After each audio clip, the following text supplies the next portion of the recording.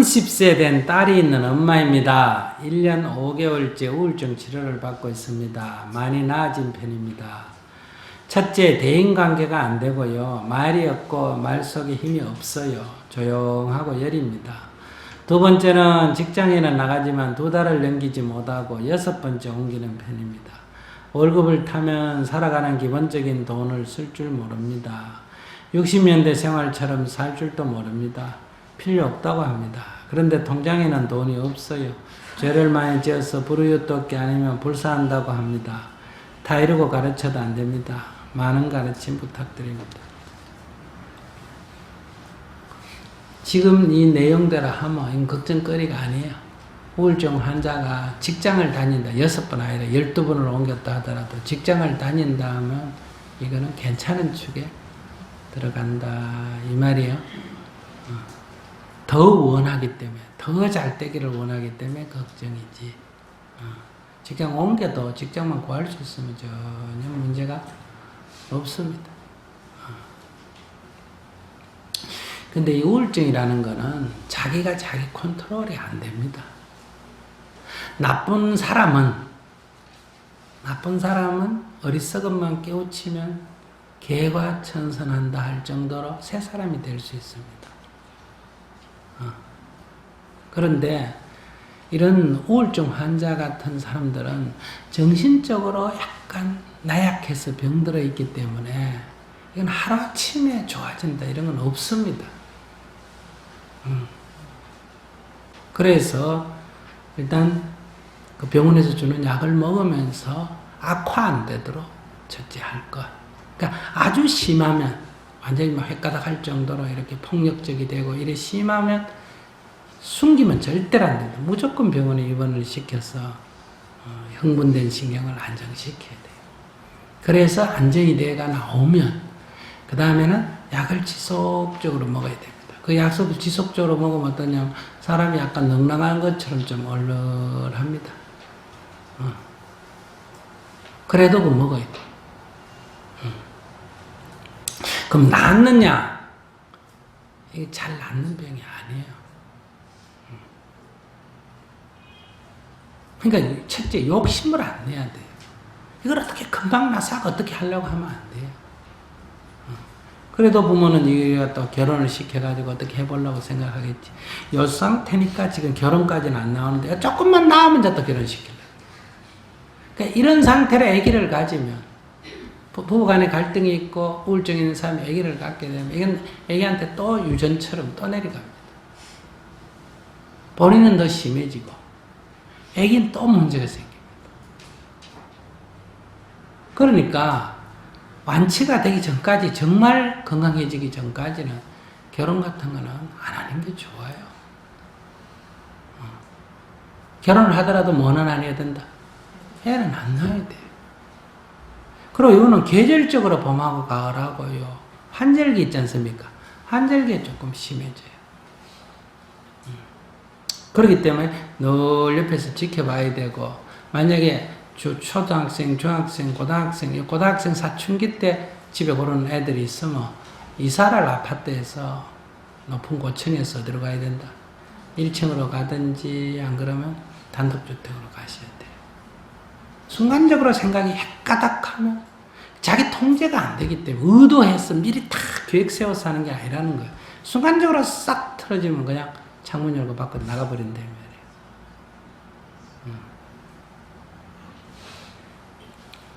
그래서 수행자는 이걸 딱 각오를 하셔야 된다. 알았습니까? 어느 날 죽었다 하더라도 흔들리지 않을 마음의 준비가 이미 딱 돼 있어야 됩니다. 그러면 저렇게 직장 다니는 애도 아이고 고맙다. 아이고 고맙다. 자기 생활만 하는 것도 고맙다. 아이고 부처님 감사합니다. 저만큼에 대해서 고맙다. 늘 감사하는 마음을 내야 되는데 지금 늘 우리가 더 많이 바라기 때문에 이렇게 했으면 좋겠다. 저렇게 했으면 좋겠다. 저게 조금만 잘했으면 좋겠는데 이렇게만 하면 좋겠는데 이렇게 생각하기 때문에 병을 자꾸 증폭시킨다 이 말이야. 그저 학교만 다녔으면 좋겠고 학교 다니다가 사고만 쳤으면 좋겠고 학교 안 다니더라도 건강했으면 좋겠다. 이렇게 생각하면 되는데 학교 다니면 공부 좀 올라갔으면 이렇게 자꾸 욕심을 낸다는 거예요. 그래서 자꾸 이 심리적으로 압박을 하는 거예요. 자유롭게 안 나눠고. 그래서 부모님이 우선 첫째 이거 다 원인은 엄마로부터 오는 거예요. 엄마가 아기를 가졌을 때 신경쇠약적인 정신적으로 고통을 겪으면 이런 확률이 높습니다. 그러니까 이것이 다 물론 남편이 뭐 바람을 피웠던 남편이 뭐 애를 먹였던 돈을 안 줬던 이런 문제가 있지만은 그렇다고 다 이래 되는 거 아니거든. 그러면 나 또한 그런 증상이 신경쇠약적 증상이 있고 그러면 그것도 내가 원했었던 그런 건 아니잖아. 나도 또 부모로부터 그걸 물려받는 거란 말이에요. 그래서 남편한테 참회 기도를 하셔야 된다. 남편에게. 아이고 여보 제가 이래 썩었습니다. 그렇게 남편한테 첫째 참회 기도를 할 것. 내가 할 수 있는 거는. 두 번째 아이에 대해서는 이 정도만 해도 참 부처님 언덕이다. 이렇게 부처님께 뭘 욕을 하지 말고 감사 기도를 해야 된다. 감사 기도. 딸에게도 더 이상 뭘 욕을 하고 푸시를 하면 안 돼요. 항상 칭찬을 해줘야 됩니다. 아이고 그래도 잘했네. 아이고 오늘도 직장 잘 다녀왔네. 이렇게 자꾸 걱정하지 말고 아이고 어쩌나 돈이 없네. 돈을 아껴 써라. 이러면 안 돼요. 아이고 잘했다. 불사하는데 썼다니까 잘 썼어요? 안 썼어요? 잘 썼죠? 그리고 또 쓴 거 잘 쓴 거예요? 못 쓴 거? 잘 쓴 거예요? 어디 가서 술 먹고 바람 피우고 못된 짓 하는데 쓴 것보다 잘 썼잖아. 그죠? 돈이 있고 없고가 중요한 거 아니에요. 그럼 내가 돈 대주나 대줘라는 뜻이 아니라 자기 돈 자기가 벌어서 쓰는데 뭐 어때? 자꾸 내일을 걱정하면 안 돼요. 오늘 무사한 것을 늘 감사해야 지속이 됩니다. 그렇게 기도하면서 이 아이의 인연이 나로부터 내가 원인이 돼서 빚어졌다. 그래 생각한다면 이 아이에 대한 사랑을 그만하기 다행이다 하는 사랑으로 감사해야 되는데 늘 내가 전생에 무슨 죄를 지어가지고 저런 자식을 낳았나 이렇게 이 딸에 대한 부담을 가지면 안 돼요. 언제나 다 깨안을 그런 마음을 내야 된다. 책임질 마음을 내야 된다. 이 말이에요. 그래서 늘 칭찬을 해주세요. 아이고 잘했다. 이렇게. 그 외에 달리 방법이 없습니다. 그래서 조금 이제 이 뭐요 사람 대인 관계가 안 되고 이거는 뭐 병의 증상이니까 달리 방법이 없다. 이 말이에요. 그리고 가능하면 같이 이렇게 뭘 심각한 얘기를 하면 안 돼요. 그냥 어디 같이 재밌는 뭐 놀이 같은 거 가겠다면 가든지 음식 밥 먹으러 가든지 이렇게 뭘 이렇게 뭐 수행이니 뭐니 이런 자꾸 심각한 얘기는 하지 마세요. 자꾸 요구하지 말고 그냥 하루를 살도 오늘 살아있는 것에 감사하고 함께 대화 나누고 함께 있었던 것에 감사하고 이렇게 되면 오히려 점점 건강을 회복해 갈 수가 있다. 40이 넘었고 또 40이 다 된 딸 둘 가진 주부입니다. 네. 아직 결혼을 안 해가지고 아이고 그거 내가 어제 그저께 40이 넘은 아들하고 40이 안 된 아들하고 예. 있다는데 그 집하고 내가 소개해 줄게요.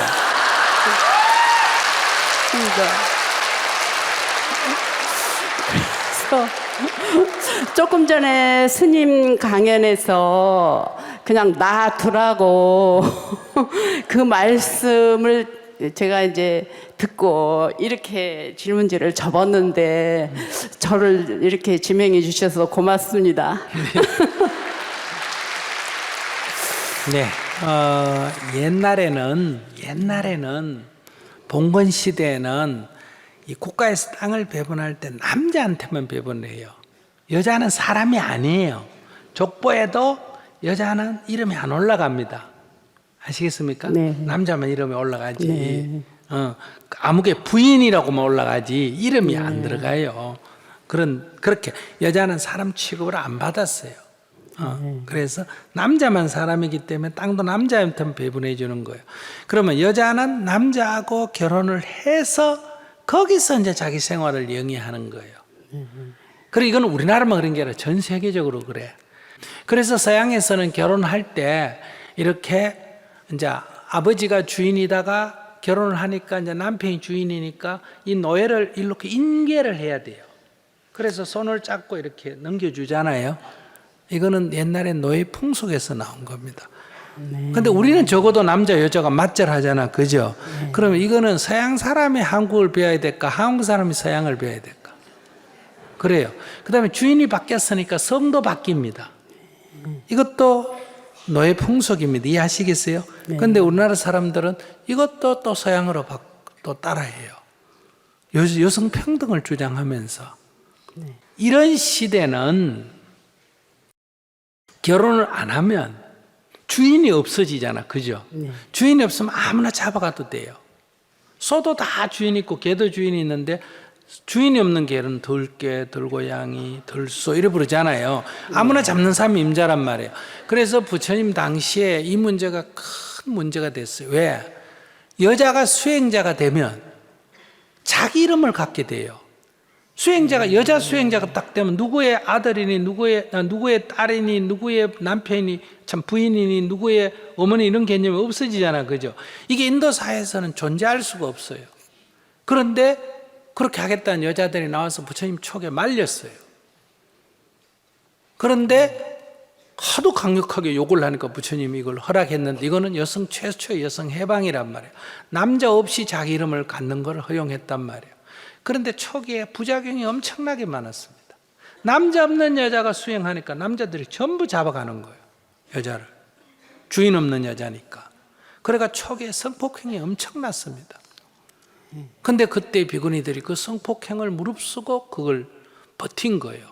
근데 나중에 도저히 안 돼가지고 이제 사회적으로 이게 개념이 안 잡혀가 비구들, 남자 스님들 옆에다가 비구니 사는 거를 만들어가 손을 못 대게. 왜? 이 주인이 누구다? 이 남자들이 주인이다. 이런 식으로 했단 말이에요. 이래서 절 안에 뭐가 생겼다. 이거는 어쩔 수 없이 이 사회적인 이 문화 때문에 이 전통 때문에 어쩔 수 없이 이렇게 했는데 이게 이제 또 다시 자리를 굳어가지고 여자는 무조건 여자 스님은 무조건 남자 스님한테 뭘 해야 된다.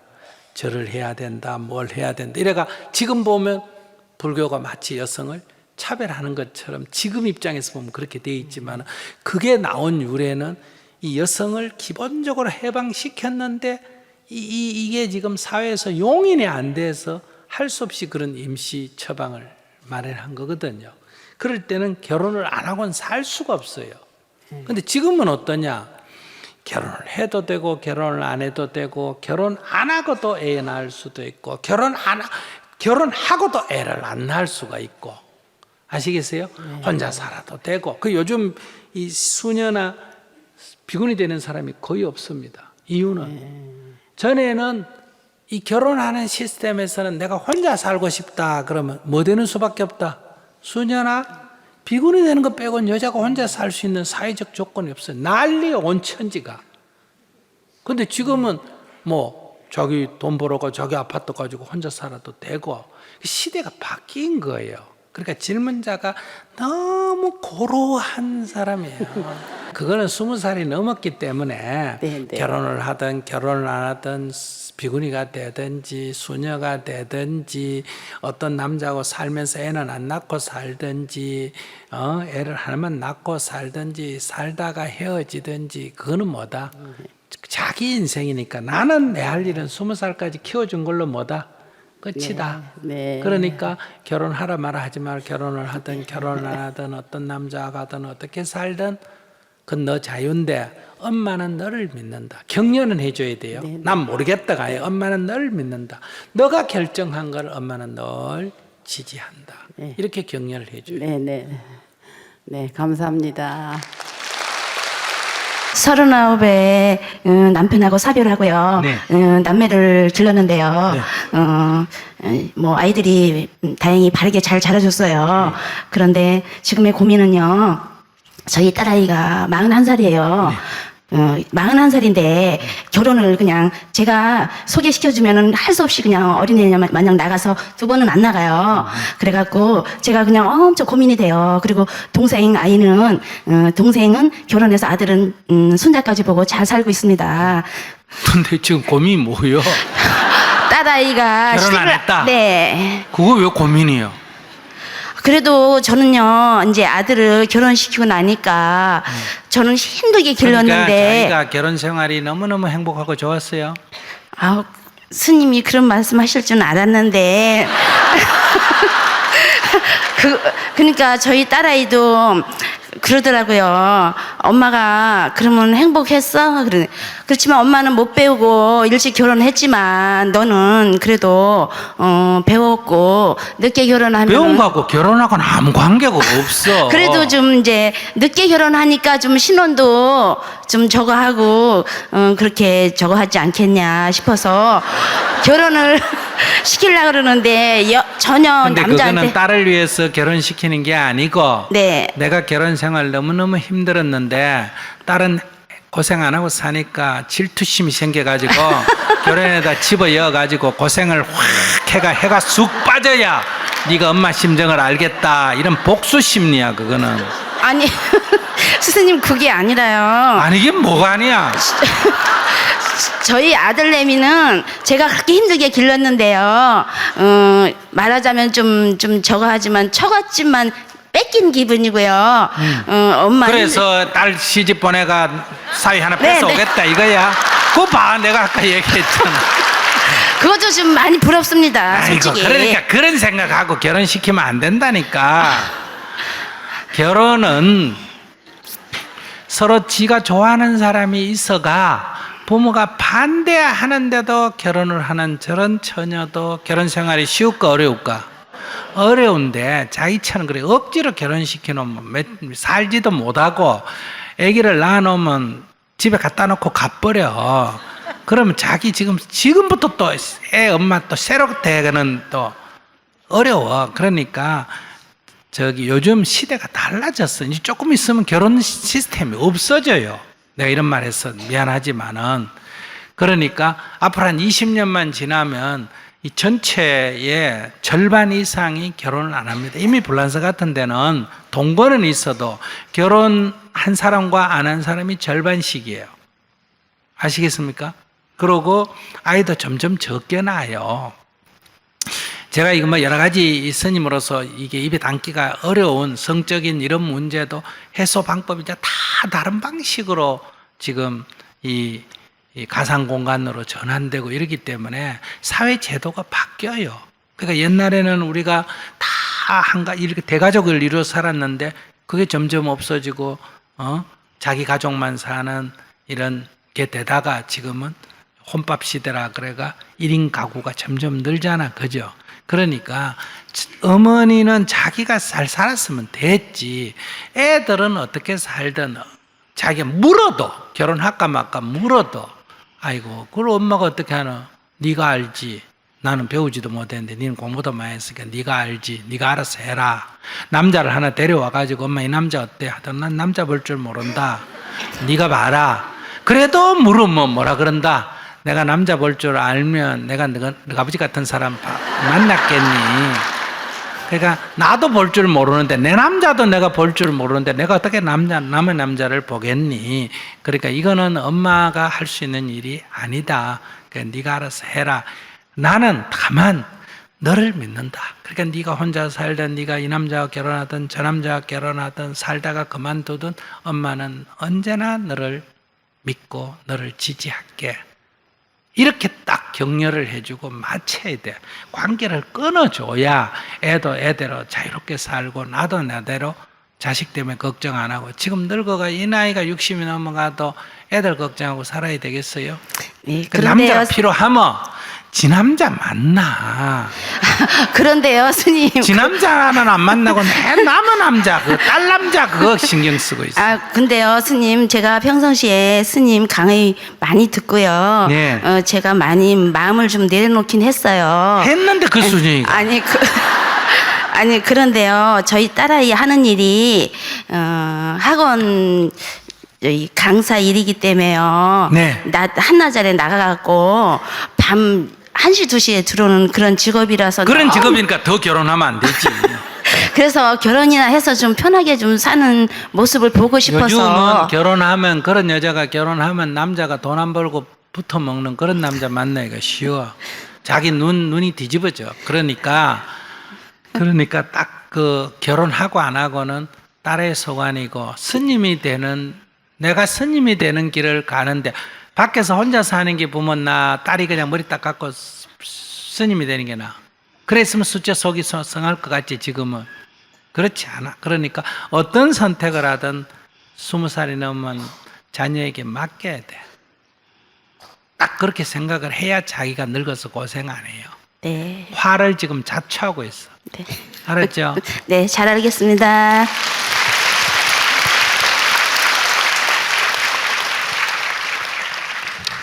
자기 얘기는 옛날에 농사 짓고 살았다고 부모가 자식이 도시로 가면 가게를 하거나 이러면 그 가게가 뭐냐, 농사를 지어야 양반이지 이러면서 농사 지어라고 요구하는 거하고 똑같아. 시대가 변해가니까 젊은이들은 다 공부를 했고 변화된 시대에서 자기 인생을 다 살아갈 권리가 있고 자기 책임을 져. 그러니까 부모가 믿어주는 것이 최고의 자녀에 대한 부모의 태도지 그 간섭하는 거 아니에요.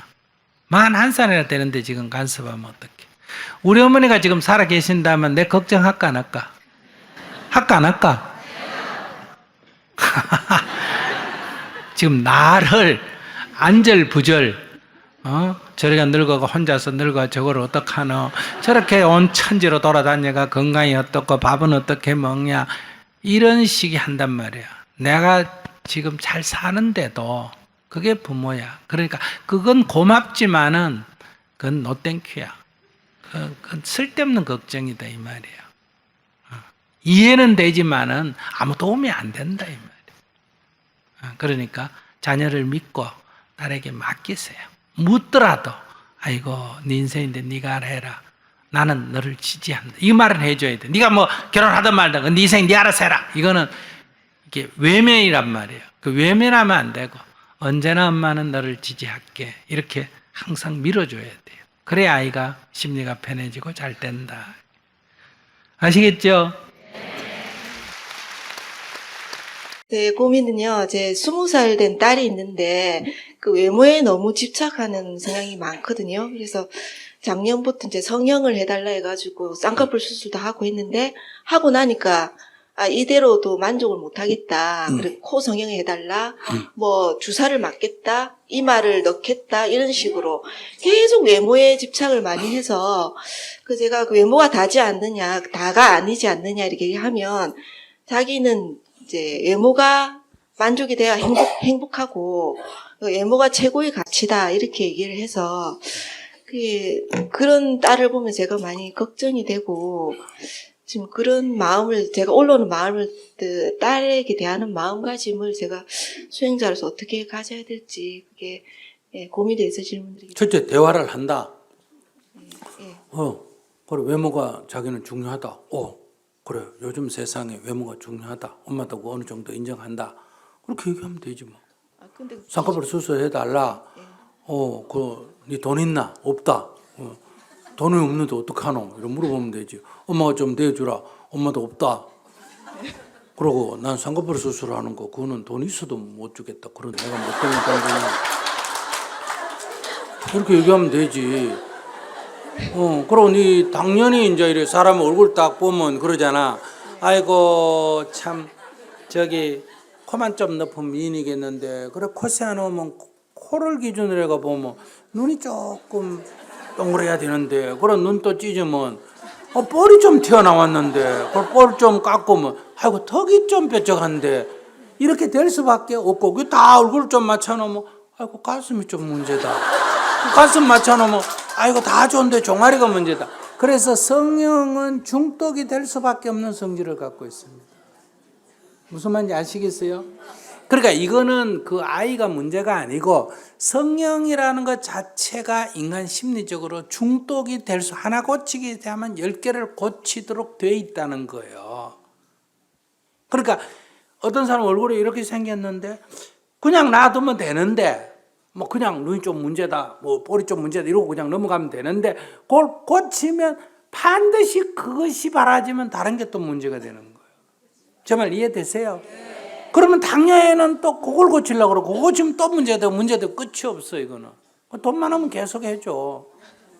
근데 첫째는 그건 중독 증상이기 때문에 처음부터 안 해주는 게 제일이고, 그 다음에 이제 해준다 하면 한 개쯤 뭐 그냥 갈골골 하면 3년만 한 개쯤 해주든지 형편되는 대로. 근데 그걸 뭐 너무 신경 쓸 필요 없어. 그냥 뭐 웃으면서 아이고 그래 그냥 엄마 보면 예쁜데 우리 딸이라 그러나 난 뭐 안 해도 예쁘다.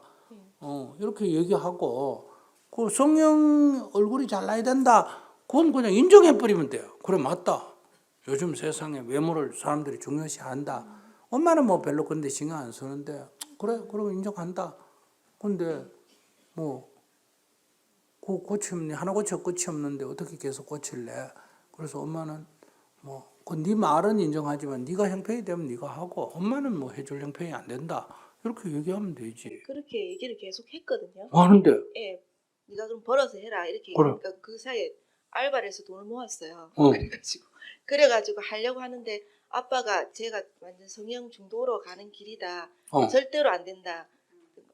만약에 하면 이미 집 나가라 이렇게 된 뭐 거예요. 그건 저거 아버지하고 저거 딸하고 얘기니까 신경 쓸 필요가 없어. 그래서 그런 거는 관여 안 하는 거야. 그래서 얘는 기분이 이제 자포자기가 돼갖고 하루 종일 이제 핸드폰만 보고 나는 아무것도 안 하겠다. 이게 만족이 안 되니까 다른 어떤 것도 하기 싫다. 그럼 하기 싫으면 쉬어라 이러면 되지. 그런데 자기가 거기로부터 자유로워야 돼. 남편하거나 아내로 아이로부터 자기가 지금 자유롭지 못한 거예요. 그런 데는 뭐 아빠 의견이 그러면 이 집에 살려면 이 집에 어쨌든 주권이 제일 많은 사람은 아빠니까 아빠 의견을 너가 좀 존중해야 된다. 네가 그 나쁘다는 게 아니라 아빠가 그걸 반대하니까 네가 지금 이 집에 20살 넘었는데 먹고 살라니까 아빠 의견을 수용해야 되지 않겠냐. 그러니까 아빠 의견을 어느 정도 수용을 하든지 네가 그럼 나가든지. 그건 나가가지고 네가 뭐 어떻게 하느냐. 그건 누구도 간섭할 수가 없다. 그건 네 자유니까. 근데 이 집에 공짜로 먹고 살려면 그 집주인한테 눈치 좀 봐야 될 거 아니냐. 이렇게 웃으면서 얘기하는 거야. 그런 식으로 비슷하게 얘기했는데. 근데 아빠만 주인이냐? 엄마도 똑같이 평등한데 엄마는 왜 내 의견을 똑같이 아빠가 주장하는 것처럼 내 의견을 못 받아주냐? 뭐 너희는 요즘 태어났으니까 그런 주장을 하는데 나는 옛날 사람이라 가지고 법적으로는 보장이 돼 있는데 나는 어릴 때부터 그렇게 남자하고 똑같이 이렇게 주장해 본 적이 없어가. 네 말은 맞는데 나는 수준이 그래 안 된다. 그리고 나는 지금 너가 아빠가 싫다 그러면 어디 가서 너 아빠만한 걸 구할 능력이 없다. 너는 너가 아빠 없이 나가서 살 수 있지만 나는 너가 아빠 없이 못 사니까 눈치 보고 살아야 된다. 그거 어쩔 수 없다. 이렇게 솔직하게 인정하면 되지. 자기가 평소에 뭐 잘난 척 하구나. 뭐 어렵다고 그래요. 그 딸하고 얘기하다 보면 말로는 제가 논리적으로 자꾸 지는 거예요. 자꾸 그래 자기가 그렇게 못난 거를 인정을 안 하니까 지지. 못난 걸 딱 인정하면 되지. 아이고 네가 보기엔 너가 아빠 별거 아닌 건데 나한테는 그래도 나도 지금 뭐 가끔 버리고 싶은데 딴 데 가서 저만한 걸 구할 수가 없어가지고 여기부터 사는 거야. 근데 지금 너 편 들면 내 지금 불리한데 어떻게 너 편을 들겠니? 이렇게 얘기를 해야지. 이게 사실이잖아. 자기 딸 편 들면 남편이 자기한테 성질 내나 안 내나? 네, 냅니다. 내면 자기 불리해지잖아. 절대로 들어주지 마라 이렇게 하거든요. 뭐 절대로야 없지 뭐. 과감하게 자기가 딱 생각해 볼 때 딸이 옳다 싶으면 뭐 가지고 과감하게 할 수는 있는데 자기가 봐도 딸이 썩 남편이 말 틀린 말은 아니잖아. 그러나 아빠 말이 맞고 네 말이 틀렸다 이렇게 할 필요가 없다는 거예요. 그건 아빠의 의견을 존중해야 돼. 네 의견도 있고 아빠 의견도 있고 닌 틀리고 아빠가 옳은 게 아니라 두 사람의 의견이 다른데 여기 지금 집안이 형편이 네가 불리하지 않느냐. 네가 지금 남 집에 살면서 네 주장대로 하려면 어떻게 되겠냐. 네가 결혼해가 네 주장대로 하든지 그렇게 해라. 엄마도 반반 있지 않냐. 엄마는 법적으로는 반반인데 엄마는 뭐 아빠는 나 없이도 뭐 딴 여자 구해가 산다고 저런 폼이 저렇지 않냐. 근데 나는 너 아빠만한 남자를 따로 구하기가 쉽지가 않다. 그래서 너 편 좀 들고 싶어도 나도 눈치를 봐야 된다. 이렇게 솔직하게 얘기를 해야지. 제가 걱정이 되는 거는 지금 너무 그러니까 외모도 그렇지 외모도 다른 사람이 봤을 때 다 이제 예쁘고 날씬하고 그렇다고 얘기를 하는데 자기는 자꾸 기대 수준을 한 연예인 정도로 생각하는가 봐요. 그러니까 그게 안 되니까 계속 불만 자기에 대한 자존감이 너무 낮은 것 같아서 그게 그런 거는 성형 수술을 해야 되겠냐 깨달음장을 보내야 되겠냐.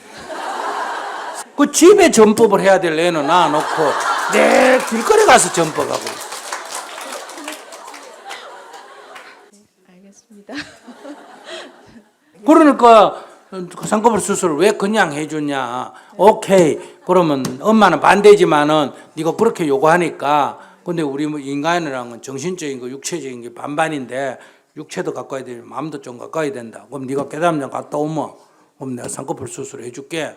이렇게 타협안을 내가 갔다 오면 좀 변할 거 아니야. 그건 너무 기대는 갖지 말고 다음에 또 이렇게 할 때 자기 마음이 바뀐단 말이야. 이거 좀 해줘야 되겠다. 이런 마음이 바뀔 때 약해지면 안 된단 말이야. 그때 고집해도 안 되고 자기가 이미 해줄 수밖에 없겠다 할 때 어차피 해줄 바에야 하나를 걸어가. 오케이. 명상 갔다 오느라. 그럼 해줄게. 알겠습니다. 도대체 이 정토에 와서 뭐 배웠노? 그리고 정토에 이거 바꿀 수 있는 기회가 깨장도 있지, 나장도 있지, 명상수련도 있지, 불교대학도 있지, 책도 있지, 유튜브도 있지. 이러니까 적절하게 이렇게 미국에 우리 신랑 얼마나 깨가만데 이렇게 딱 며느리 보고 조금 좀 세 보인다 이러면 난 딴 건 원하는 거 없다. 깨장만 갔다 오면 결혼 내가 허가해 줄게. 이거 뭐 요즘 그런 사람 천지야. 아시겠어요? 사이를 보는데 딱 미국 우리 스님이 말하기를 3살 때까지는 무조건 애기 엄마가 키워야 된다더라.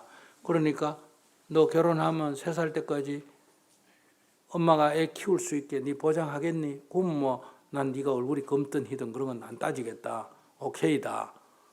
이렇게 딱 하니까 딸은 원래 애기 낳아가지고 엄마한테 좀 맡겨놓고 직장 다니려다가 결혼 조건을 이렇게 딱 엄마가 치니까 엄마한테 부탁할 수 있나 없나? 없지. 이렇게 정을 딱 꺼내버려야 된단 말이야. 네 새끼는 네가 키워라. 나 관계 없다. 이렇게 괜히 뭐 직장이 어떻고 인물이 어떻고 키가 어떻고 이런 거 따져가지고 내 덮어쓸 필요가 없다는 거야. 이렇게 딱 조건을 걸어가 허가해 줄 거 딱 이렇게 조건을 걸어가 깨장을 갔다 오게 하든지 애를 볼 거 엄마한테 안고 올 거를 미리 딱 선을 꺼 놓든지 이렇게 하면서 현명하게 살아야지. 안 그러고 그 말려 들어가는 건 뭐냐? 정이 많은 것도 아니고 착한 것도 아니고 바보 같아서 그런 거예요. 좀 현명하시오. 알겠습니다. 육바라밀에 뭐가 있어? 육바라밀에 끝에 뭐가 있다? 지혜바라밀이 있잖아. 지혜바라밀이 조금 영리해야지. 그렇게 딱 해서 이렇게 봐서 이렇게 따라하고 막 이렇게 막 옳고 그러고 막 신경이 하고 신경질력 이럴 필요 가치가 없다는 거야. 웃으면서 그래 네 말도 맞다. 그래 엄마도 그랬으면 좋겠는데 엄마는 돈이 없다든지 엄마는 아빠 눈치 때문에 안 되겠다든지 네가 아빠를 설득해라. 그 엄마를 통해서 아빠 설득하려는 거기에 넘어가면 안 된다 이 말이야. 네가 아빠를 설득하면 엄마를 한번 생각해 보겠다. 이런 식으로. 그리고 설정 넘기란 말이야. 왜 이 많은 무거운 짐을 자꾸 짊어지려고 그래? 알았어요? 남편이 뭐라고 하면 어디로 넘긴다? 남편한테 넘기란 말이야. 당신 딸인데 당신이 얘기해야지. 그건 내가 어떻게 하나? 이렇게 설정 넘기란 말이야. 농가가 가능하면 책임 회피를 좀 하는 게 낫지. 뭐 잘났다고 다 짊어지고 살라 그래. 우린 지금 저 굶어 죽는 놈 짊어지기도 바쁘고 아시겠어요? 지구 환경 이거 지금 하나밖에 없는 지구 살리기도 바쁘나 안 바쁘나? 바빠. 지금 한반도 통일도 바쁘고 이거 짊어지기도 내가 힘이 부족한데 그건 뭐 눈 수술하는 그거까지 내가 다 짊어지려고 그래. 그냥 하든지 말든지 해야 된다 안 해야 된다 이런 생각을 하기 때문에 머리가 아픈 거야. 엄마 해도 좋고 안 해줘도 안돼. 네 능력 때문에 해라. 아빠가 허락하고도 해라. 아빠가 의논해라. 이렇게. 나한테 넘기면 나는 능력이 그만큼 안 된다. 이렇게 적당하게 웃으면서 자꾸 문제를 풀어란 말이야. 구렁이 담 넘어가듯이 미꾸라지가 이 손에서 빠져나가듯이 그냥 적절하게 해가 그게 무슨 책임 회피가 아니라 그게 서로의 관계를 좋게 하면서 내가 딱 봐서 저거 아니다 싶을 때 아니라고 말해줘야 될 때가 있고 아니라고 말해줘도 상대가 못 알아들으면 그 말해봐야 입만 아프잖아. 그러니까 이제 적절하게 대응을 하는 거야. 거짓말 하는 게 아니라는 거야. 인생에 유머가 없어서 그래. 법륜스님 삼보에 귀의합니다. 저희 딸은 원래 28살. 저와 마주치면 자꾸 다툼이 됩니다. 엄마 쪽에서 안 좋은 소리가 나갔는지 딸은 화를 내고 또 엄마가 화를 내고 음성이 커집니다. 저희 바람은 일찍 들어오는 것, 어떤 너무 사지 마라 등 도대체 말을 안 들어줍니다. 늦게 들어오고 다음에 이것저것 어디 있는데 또 사고 이러죠. 그러니까 정토에서의 가르침은 우선 집에서 누구만 해라. 나만 해라. 내가 안 사고 내가 우선 밥 안 버리고 내가 물 아껴 쓰고 우선 나부터 하세요. 이거 배웠다고 가가지고 우리 스님이 말하는데 너 이렇게 버리면 이렇게 해가지고 밥도 버리지 마라 남기지 마라 옷도 사지 마라 뭐도 하지 마라 이러면 그 사람은 이게 뭐 정토가 뭔지 정토 소리만 들어도 싫어합니다. 법륜 스님 비업자만 나오는데 싫어합니다. 그래서 우선 자기가 열심히 해야 돼. 자기가. 그러고 그 내가 하는 것이 좋아 보였어. 엄마 나도 한번 가볼까? 나도 한번 해볼까? 이렇게 상대가 묻고 따라올 때만 하세요. 강요하지 말고. 내가 좋지 그 사람이 좋은 게 아니에요. 남편이든 아내든 자식이든 부모든. 그래서 지금 딸이라 하더라도 이렇게 서로 부딪히는 거는 이게 어릴 때 다 영향이 있습니다. 예를 들면 내가 시어머니한테 꼭 말대꾸를 했다. 내가 남편한테 꼭 말대꾸를 했다. 그럼 어린아이들이 어릴 때 보고 배우잖아. 그죠? 그러니까 자기도 그대로 엄마한테 말대꾸 하는 거예요. 그래서 내가 너 이놈 자식이 왜 말대꾸 하느냐. 내가 왜 나한테 덤대냐. 엄마를 안 듣냐. 이러면 겉으로는 말하는데 속으로는 뭐라 그런다. 엄마도 아빠한테 그러대. 엄마도 할머니한테 그러대. 이게 다 속에 있습니다.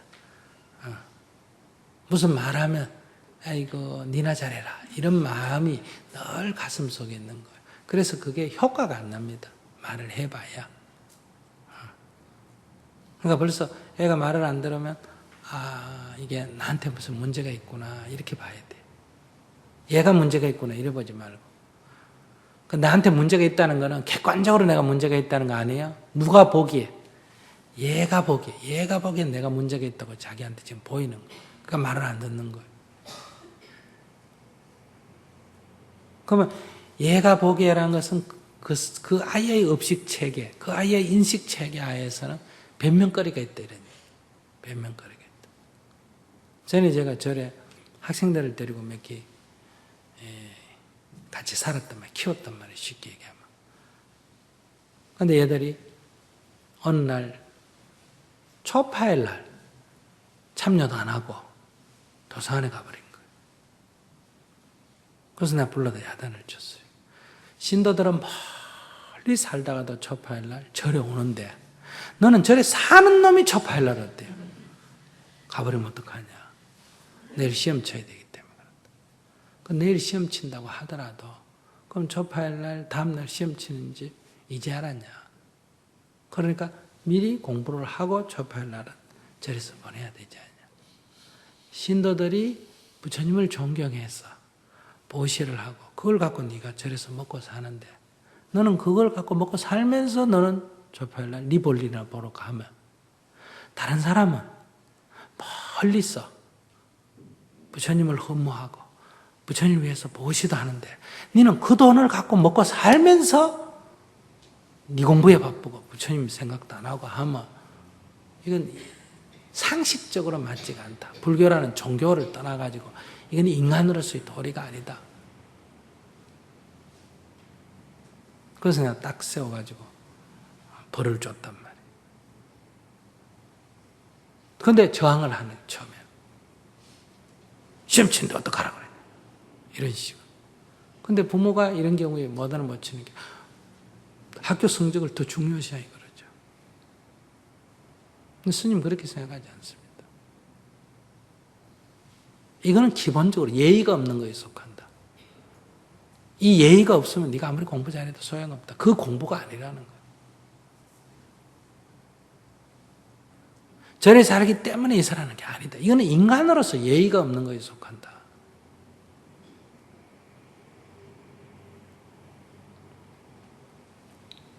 근데 그 변명 중에 뭐라 그러냐. 형님도 언제 보니 뭐 예불 안 하던데. 뭐 누구도 뭐 어쨌던데. 이 저항할 만한 이유가 있는 거예요. 절에 들어와 있는 선배들이, 절에 들어있는 실무자들이 자기가 이래 살아보니까 살살살 빼먹고 뭐 하는 거 봤단 말이에요. 그러니까 이 마음속에 어떠냐. 자기도 핑계거리가 생기는. 그러니까 이제 항변하거든. 그럼 그건 아무리 얘기해도 안 돼요. 안 고쳐져요. 그래서 절에 살기 때문에 절에 습관이 들어서 절을 좋아하는 것도 있지만 절에 살기 때문에 이런 걸로 갖고 핑계를 대고 절을 거부하는 게 있단 말이에요. 그래서 어릴 때부터 절에 살면 두 가지 현상이 일어납니다. 그걸로 인해 오히려 불교에 대한 굉장한 저항감을 갖는 경우가 있고 오히려 절에 살았기 때문에 절에 추억을 가지고 어때요? 절에 좋은 이미지를 갖는 게. 사람은 늘 이렇게 두 가지입니다. 부모가 싸웠기 때문에 거기에 물들어서 나중에 자기도 결혼한 부부가 싸우는 사람이 있고 그것에 대한 저항감으로 자기는 안 싸운 사람이 있고 반응은 늘 이렇게 정반대로 나타납니다. 그래서 같은 집에서 자라도 전혀 다른 반응이 일어나는 거예요. 그래서 제가 절에서 아이들을 키워서 나타나는 긍정적인 요소보다는 부정적인 요소가 더 많을 수가 있는 거예요. 절에 사는 사람들이 다 모든 것들이 계율이나 모든 행위에 완벽하면 어때요? 아이들은 긍정적이 됩니다. 왜냐하면 변명거리가 없어지기 때문에. 그런데 조금이라도 변명거리가 생기면 그걸 핑계 삼고 어때요? 자기 욕구를 불러일으킨단 말이에요. 그래서 그 이후에는 애들이 절에 살겠다. 뭐 추천이 많이 들어와도 안 받죠. 기본적으로 고등학교까지는 성장해서 그 다음에 어때요? 불법에 대해서 너 자신이 긍정적으로 받아들여야지. 이렇게 예의 없는 사람이 될 수가 있다. 절밥을 먹고 자라가지고 절에 저항하는 사람을 까딱 잘못하면 만들 수가 있다.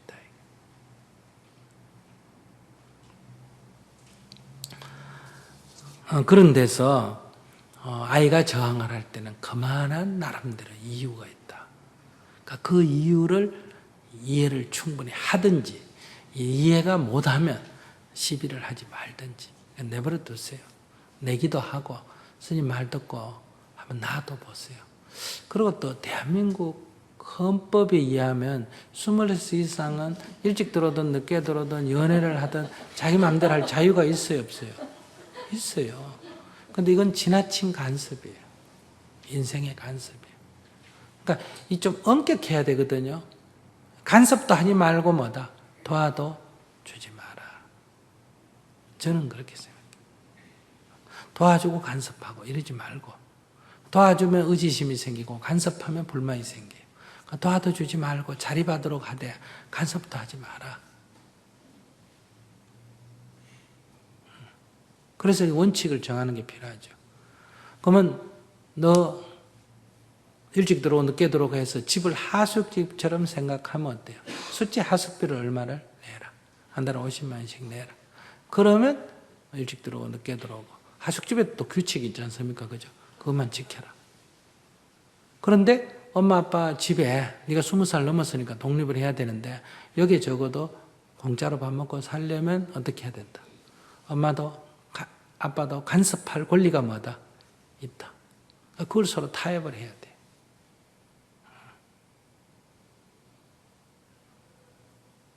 그래서 내 말을 안 들으면 지원을 다 끊어버리고 또 내가 지원을 해준 거에 대한 정당한 타협을 해서 어느 정도의 그런 고난을 갖든지. 근데 우리는 이거 막무가내잖아요. 그러니까 인격으로 존중하고 대화를 해라 이 말이에요. 그저 내 자식이다 이러면 생각하지 말고 아무리 내가 나가 키워도 20살이 넘으면 뭐다? 독립된 인격체예요. 그가 싫으면 안 할 자유가 있어요. 그걸 인정을 안 하기 때문에 이런 문제가 발생한다. 그래서 오히려 이러고 있는 아직도 내 업식을 어릴 때 품에 안고 키웠던 그 습관, 그 까르마대로 간섭하고 하는 이거에 대한 오히려 참여를 하고 하나의 독립된 인격으로 존중하고 바라보는 눈이 필요하다. 스님 보면 잘 듣고 있습니다. 고2 된 딸의 문제입니다. 며칠 전 지금 다니는 학교는 못 다니겠다고 전학을 해달라고 해서 이유를 들어보니 2학년 올라와서 여태껏 친구 2명이 정신적으로 자기를 괴롭혀서 그 애들이 없는 다른 학교로 전학을 가고 싶다고 해서 학교로 찾아가 선생님과도 얘기를 나누고 그 아이들과 함께 사과를 받고 해서 다니기로 했는데 그날 학교 갔다 오더니 이제는 학교를 그만두고 싶다고 하여 이유는 여태껏 참으면서 공부를 했는데 이제는 그럴 필요가 없음을 느끼 학교를 관두고 싶다고 하였습니다. 공부 잘해서 잘 먹고 잘 살고 싶은 생각이 없어졌다고도 하고 이제는 남 생각하지 않고 내 혼자만 행복하게 살고 싶다고도 합니다. 그렇다고 지금 공부 말고 다른 어떤 것을 하려는 생각은 없고 제 생각에는 그냥 공부하기 싫어서 피하는 것으로만 보입니다. 그리고 상대방 아이가 사과를 했는데도 남들이 보는 앞에서는 그리하고 자기네들끼리 있을 때는 예전과 같다면서 사과받는 것도 싫다고 합니다. 그래서 며칠 전에는 담임 선생님께서 우울증 증상도 약간 보인다고 하니 또 담임은 아무것도 모르고 말도 통하지 않는다고 하며 싫어합니다. 지금은 학교 공부하지 않고 대학도 가지 않을 것이니 그냥 정규 수업만 받고 보충 수업, 야간 자율학습은 하지 않고 집으로 와서는 혼자서는 즐거운 듯이 지냅니다. 그러면서 이런저런 배울 것을 말하곤 합니다. 선생님 정말로 딸의 우울증 때문에 이런 일이 일어난 것인가요? 그리고 이런 상태에서는 아이에게 어떻게 하는 것이 현명하게 잘해가는 것인가요? 아이가 하는 대로 그냥 내버려 두어도 됩니까?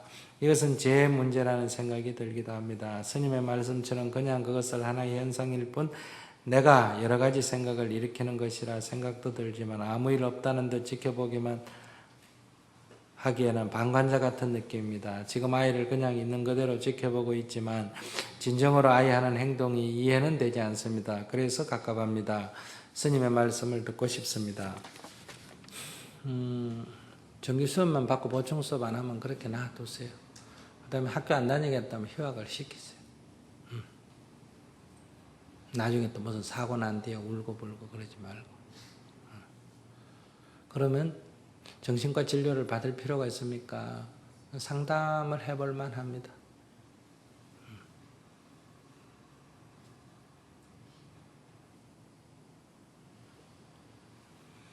근데 상담하자 하는 것도 애가 싫어하면 지금 할 수가 없어요. 근데 이 정도면 그냥 한번 상담을 받아보는 게 좋아요. 두 번째는 일단 상담 받고 안 받고 떠나서 그냥 휴학을 시키세요. 본인이 하겠다면. 그냥 대충 학교 그냥 슬슬 다니면서 놀겠다면 그렇게 하세요. 왜? 지금 학교를 다니고 공부를 잘하고 이런 거는 큰 문제가 아닙니다. 자꾸 부모는 거기에 집착하기 때문에 지금 아이가 앞으로 어떻게 병들고 어떻게 될지 신경을 안 쓰거든요. 그걸 놓으셔야 돼요. 그래서 공부가 싫어서 안 다니든 뭘 안 다니든 요거는 그냥 싫으니까 잠시 그런 거고 또 있으면 괜찮고 이런 게 아니고 이건 약간 정신질환하고 겹쳐 있습니다. 그래도 이때는 그냥 두는 게 좋아요. 그냥 학교를 자기가 다닐만 하면 그냥 두고 도저히 못 다니겠다 하면 그러나 그럼 조금 쉬어라 이렇게 하셔야 됩니다. 엄마로서 아이고 어떻게 좀 빨리 학교를 끝내야지 어떻게든 시험에 들어가야지 이렇게 생각하시면 안 돼요. 이건 마치 산에 갔다가 다리를 삐었다, 발목이 부러졌다. 그러면 애가 못 가겠다고 탁 앉으면 그냥 그대로 쉬게 하고 들것을 갖고 메고 가야지. 아이고 그냥 조금만 내려가면 되는데 좀 못 걷겠니? 어때 괜찮아. 조금만 한번 걸어보지. 아이고 심리만 가면 되는데 날도 어두워 가는데 막 좀 안 되겠나? 많이 아프나? 이런 얘기하고 똑같아. 그래서 억지로 데리고 내려오면 나중에 발목 못 쓰고. 근데 발목 부러진 거는 그렇게 신경을 쓰면서 이거는 발목 부러진 것보다 10배가 앞으로 큰 위험을 자초할 상태란 말이에요. 그러니까 첫째, 딴 거 안 하고 그냥 정규 수업만 하겠다. 그러니까 설렁설렁 다니면 졸업만 하겠다 이 얘기에 그죠? 아이고 고맙다. 그거라도 해주면 정말 고맙다. 이렇게 생각해야 돼요. 그것도 안 하겠다 하면 휴학을 시키세요. 전학을 하겠다 그럼 전학 시켜주세요. 전학 시키면 또 좀 있다가 또 못 다니겠다 하면 그냥 휴학을 시키세요.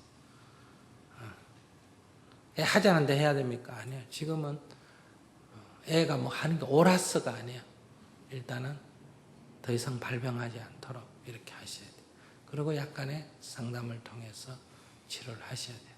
조금 더 심해지면 약물 치료를 해야 되고 아직 그렇게 막 흥분된 상태는 아니니까. 근데 벌써 이 정도면 약간 상태는 안 좋습니다. 이거 병이라고 안 보기 때문에 지금 엄마는 자꾸 집착을 하는 거예요. 제일 좋은 거는 휴학해가지고 그냥 마음껏 놀게 놔두는 게 제일 좋습니다. 그래서 절에 와가지고 이런 데 와서 봉사도 하고 지 하고 싶은 거 좀 하고 이렇게 나중에 학교 가겠다면 그때 가서 보내주고. 엄마라는 게 아들을 딸을 살리려고 마음을 먹어야 되는데 하면 이거 못 죽이나 이런 생각이 집착에 눈이 어두워가지고.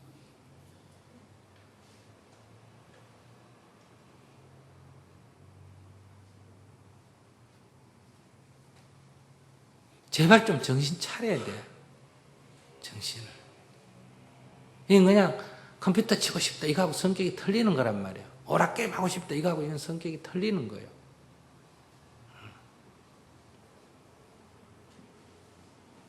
그러니까 여기서 더 이상 내 욕구 어떻게 해줬으면 하는데 사로잡히면 이제 눈에 안 보입니다. 그러니까 선생님 시킨 대로 하세요. 안녕하세요. 네. 저는 지금 이제 중학교 1학년 딸을 가지고 있는데요. 얘가 작년부터 사춘기를 시작을 해서 네. 그냥 뭐 늘 모든 아이들이 사춘기를 거치니까 그냥 네. 지켜봐 주려고 하는데 네. 이게 정도가 조금 지나쳐서 이제 거짓말을 하기를 시작을 하는데 눈에 뻔히 보여요, 그 거짓말이.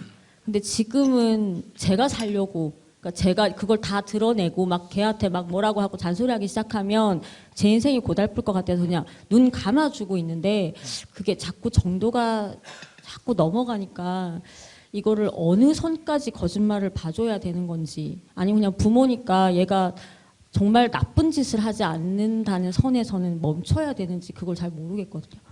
자식이 자기한테 뭐든지 솔직하게 말해주기를 원합니까? 거짓말 조금 하는 거를 원합니까?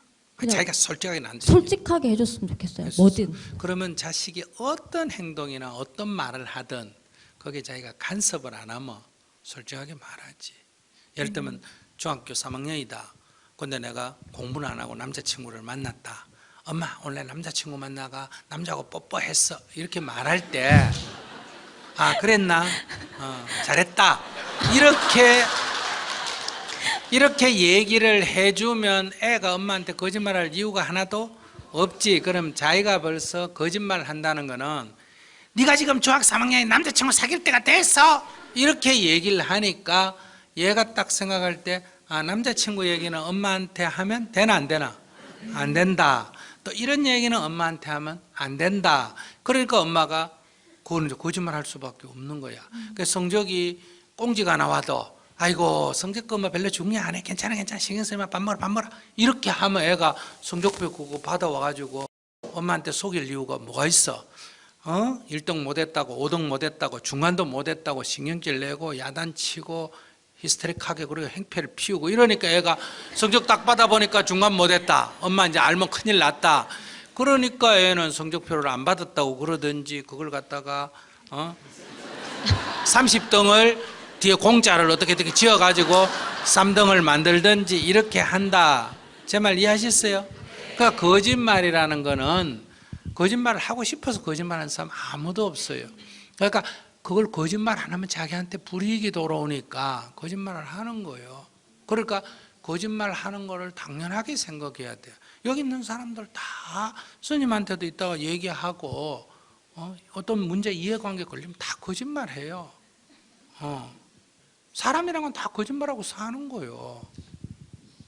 자기도 만약에 뭐 고등학교 남자친구 어떻게 연락이 와가 좀 보자 그래 만났는데 그 얘기 남편한테 하면 혹시 오해할까 싶으면 나중에 뭐 집에 전화기 없대 그럼 뭐라 그래?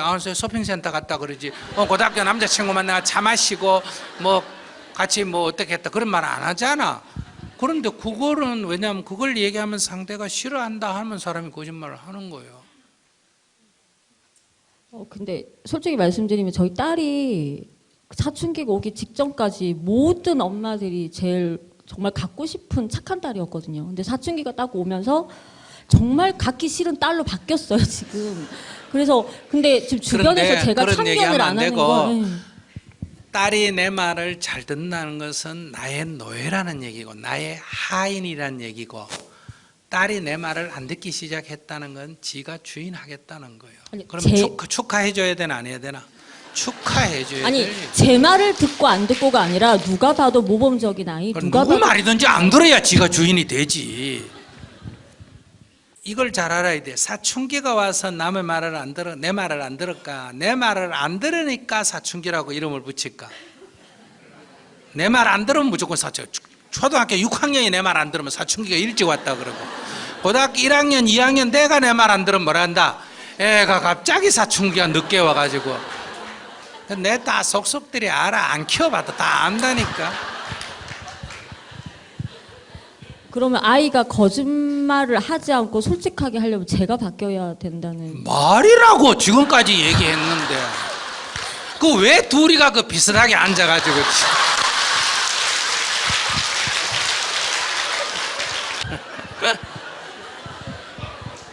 그 어떻게 잘 온 아구가 맞다. 짝이 맞았어. 그러니까 자기는 안 보고 엄마 얘기하고 하나는 자기는 안 보고 딸 얘기하고 둘이가 입장을 딱 바꿔놓고 한번 생각해봐. 금방 알 수 있지. 네 알겠습니다. 알아서 알겠습니다 라고 했을까? 진짜 니하고는 말 안 된다. 이래가 알겠습니까? 라고 했을까?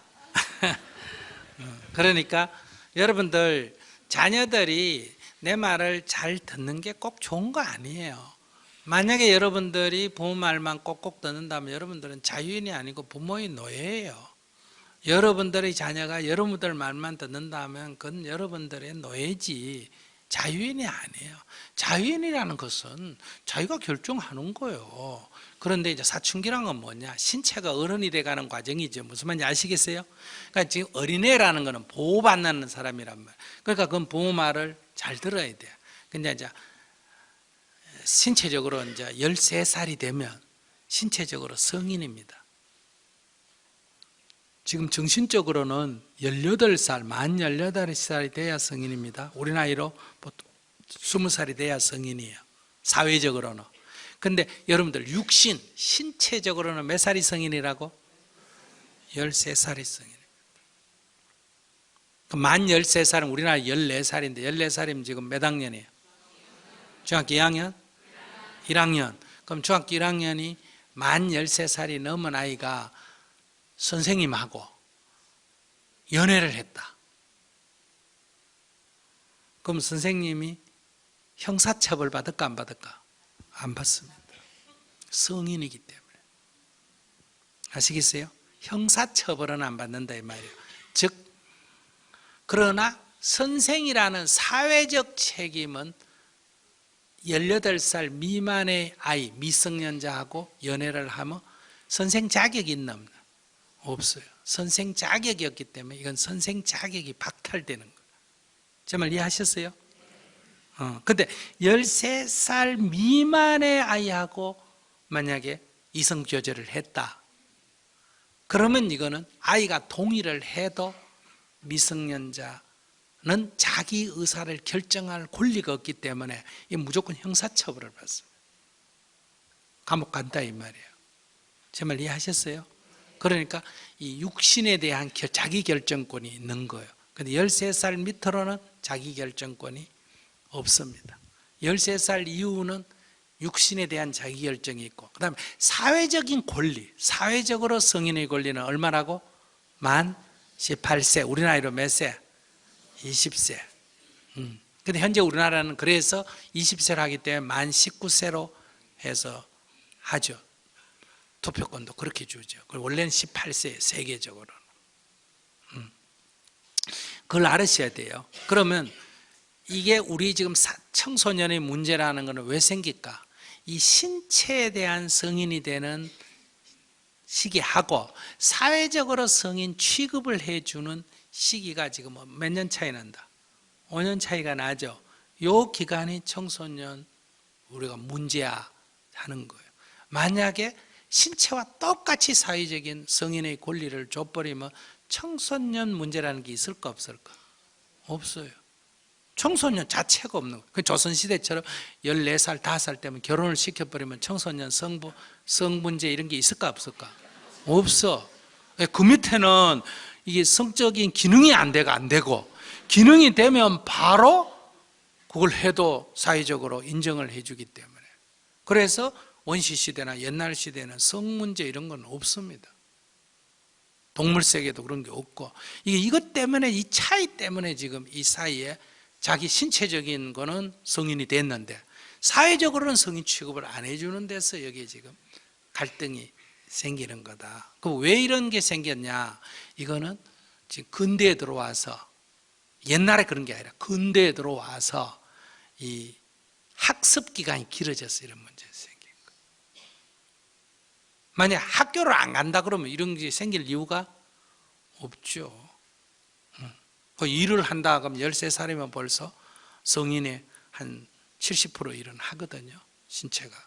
그러니까 아이들이 문제가 있는 거 아닙니다. 여러분들이 이 이치를 모르기 때문에 문제를 자꾸 만드는 거예요.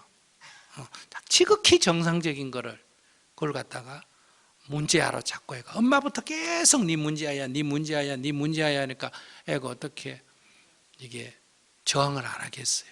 기가 어떻게 안 죽겠어요? 공부 못하는 그게 중요한 거. 공부 못한다고 자꾸 쫑꼬를 주니까 기가 죽는 거예요. 학교를 안 가면 공부 못한다고 기 죽을 일이 있어요 없어요? 없지. 그거 조금 생각을 하셔야 돼요. 그러니까 그거를 충분히 이해해서 아이와 대화를 하고 적절한 거짓말은 또 봐주고, 또 그런 게 정말 위험한, 정말 아이에게 위험한 거짓말을 아이가 하는 거는 안 좋잖아, 그죠?